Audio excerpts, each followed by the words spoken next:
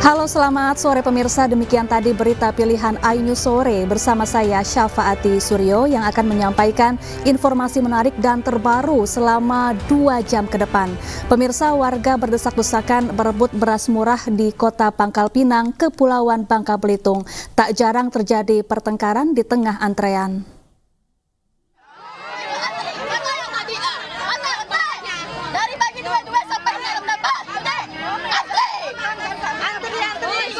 Beginilah adu mulut antar ibu-ibu yang marah antriannya diserobot saat menunggu giliran membeli beras murah yang dijual Perum Bulog Bangka di Taman UMKM Pemprov Bangka Belitung.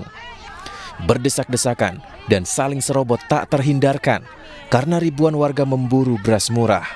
Warga mengaku sudah tidak lagi mampu membeli beras yang makin mahal di pasaran. Untuk beli beras Bulog karena beras lah mahal, udah tahan harga ya Bu. Kasihan ke anak di terutama makanan. Bu, moga bena beras Bulog di toko-toko ada lagi. Karena di mana-mana kosong. Paling murah 60.000 di pasar. Perum Bulog Bangka menyiapkan 4 ton beras dalam kegiatan gerakan pangan murah ini dan ternyata ludes dalam waktu tidak sampai 1 jam. Kami diminta untuk jual SPHP yang kami bawa sebanyak 4 ton. Tadi pagi 2 ton, nah ini mobil kedua 2 ton lagi, jadi total 4 ton. Sedianya warga bisa membeli 10 kg beras untuk 1 orang, namun karena banyak warga panitia terpaksa membatasi 5 kg saja. Warga berharap pemerintah mengambil langkah cepat menurunkan harga beras di pasaran yang akhir-akhir ini lonjakan kenaikannya menyusahkan masyarakat. Dari Pangkal Pinang, Bangka Belitung, Haryanto, iNews melaporkan. Ya, antrean pembelian beras murah juga terjadi di Bandung, Jawa Barat. Warga rela berdesak-desakan sejak pagi demi mendapatkan 5 kg beras dengan harga murah.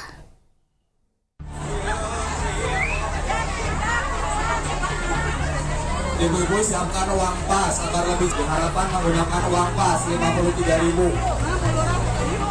Ratusan warga Arca Manik, Bandung, Jawa Barat sejak pagi memadati operasi pasar murah beras yang digelar di gedung Kelurahan Cisantren, Kulon.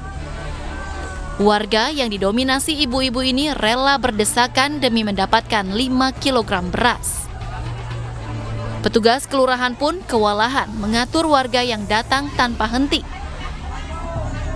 Dalam operasi pasar murah ini, warga dibatasi hanya bisa beli beras murah sebanyak 5 kg dengan harga Rp53.000. Dari 5 kilo. Sejauh ini di pasaran nggak ada di luar, Bu? Banyak sih, cuman harganya mahal. Harganya berapa kalau di luar? 17. Saat ini, harga beras di Bandung mencapai Rp17.000 per kilogram. Akibat mahalnya beras, operasi pasar murah yang digelar di beberapa titik di Kota Bandung pun dipadati warga. Dari Bandung, Jawa Barat, Diki Wismara, iNews melaporkan. Kita beralih ke informasi lain pemirsa. Sidang pra-peradilan wartawan senior Aiman Wicaksono kembali digelar di Pengadilan Negeri Jakarta Selatan dengan agenda kesimpulan. Termohon Polda Metro Jaya memilih tidak membacakan isi kesimpulan dan langsung meninggalkan ruang sidang.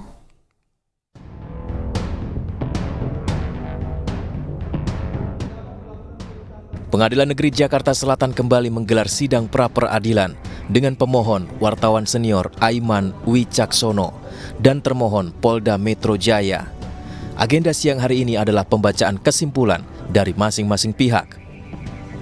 Termohon Polda Metro Jaya memilih tidak membacakan isi kesimpulan dan langsung meninggalkan ruang sidang. Sementara kuasa hukum Aiman membacakan 5 poin utama untuk pembuktian. Mereka menilai penyitaan ponsel Aiman saat diperiksa sebagai saksi dalam kasus dugaan polisi tidak netral di pemilu cacat hukum alias tidak sah. Adapun sidang putusan pra-peradilan ini akan digelar pada Selasa besok. Dan kami juga diperkenankan oleh Hakim Tunggal untuk membacakan kesimpulan. Tentu poin pada inti kesimpulan kami adalah sesuai dengan fakta persidangan bahwa proses penyitaan terhadap 4 barang bukti dari saudara Aiman Wicaksono telah terbukti menurut kami sesuai dengan fakta persidangan ini itu dilakukan secara melawan hukum Ya, hal ini ditandai dengan adanya 2 penetapan izin dari pengadilan. Ya, karena perlu dicatat bahwa dalam berita acara penyitaan, ya, terhadap 4 barang bukti tersebut dicantumkan dasar atau hak yang dimiliki oleh penyidik itu atas surat izin penyitaan nomor 3 itu, yang pertama. Artinya bahwa keempat-empatnya barang bukti yang disita itu sesuai dengan berita acara itu didasarkan pada surat izin penetapan yang pertama. Sehingga menurut kami apabila surat izin penetapan itu dilakukan secara benar, sudah sesuai mekanisme dalam KUHAP. 15.00 waktu Indonesia Barat. Sekali lagi tadi seperti yang disampaikan juga oleh Bung Vincent, ini bukan terkait saya, bukan terkait Aiman, tapi ini terkait dengan bagaimana kita menjaga demokrasi ini. Bagaimana kemudian narasumber ini menjadi penting. Jangan lihat siapa yang menyampaikan, tapi lihat apa yang disampaikan. Itu harus menjadi prinsip kita semua. Kuasa hukum Aiman menambahkan, saat melontarkan informasi soal dugaan polisi tidak netral, Aiman masih berstatus wartawan. Sehingga Aiman dilindungi Undang-Undang Pers. Mereka menyayangkan polisi tetap mengejar identitas narasumber yang memberi Aiman informasi, sampai menyita ponsel dan akun media sosial milik Aiman. Ya, kasus yang menyeret wartawan senior Aiman Wicaksono masih terus bergulir. Sejumlah barang bukti maupun saksi ahli telah dihadirkan dalam persidangan untuk melawan dalil-dalil Polda Metro Jaya.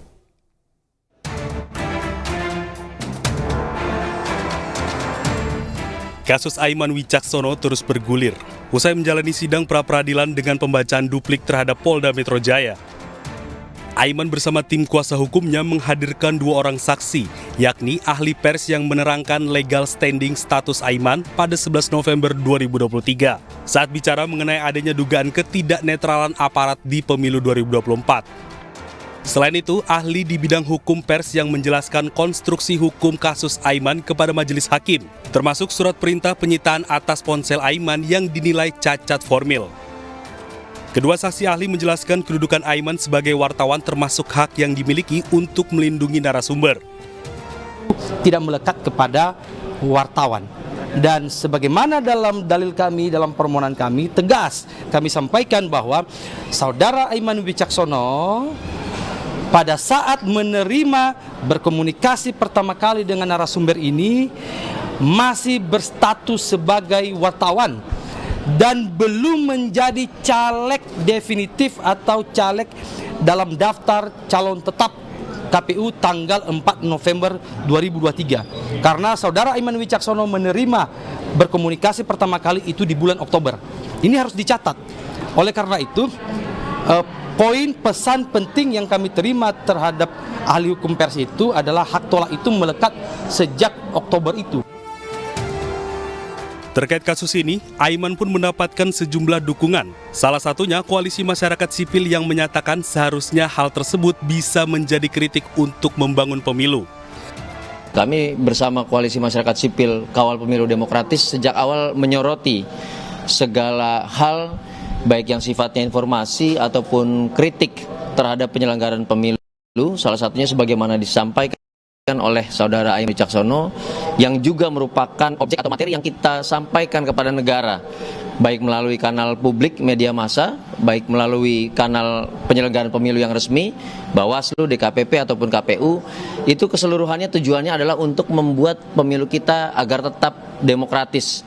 Pemilu kita jauh daripada intervensi-intervensi politik untuk memenangkan 1-2 paslon tertentu, tetapi untuk menyuarakan suara rakyat yang utuh. Nah, apa yang disampaikan Aiman bahwa ada dugaan intervensi lewat kekuasaan, bahwa ada pengerahan aparat, itu sama seperti yang kami sampaikan sebelum-sebelumnya, jauh sebelum Aiman menyampaikan. Jadi yang harus dinilai sebetulnya oleh negara ini, oleh Kepolisian Republik Indonesia adalah substansi dari apa yang disampaikan, artinya materinya. Sebelumnya dalam pembacaan replik, kuasa hukum Aiman menolak seluruh dalil yang dibacakan Polda Metro Jaya dalam sidang. Pihak Aiman juga menyorot tajam soal surat izin penyitaan terhadap 3 barang bukti, yaitu akun Instagram, email, dan SIM card ponsel Aiman. Mereka menilai penyitaan ponsel Aiman tidak sah secara hukum. Bahkan ada kejanggalan saat ada upaya melegitimasi proses penyitaan tersebut. Tim Liputan iNews melaporkan. Rencana penggunaan hak angket untuk mengungkap dugaan kecurangan pemilu terus mengemuka. Kita akan membahasnya lebih dalam usai jeda berikut. Tetaplah di iNews Sore.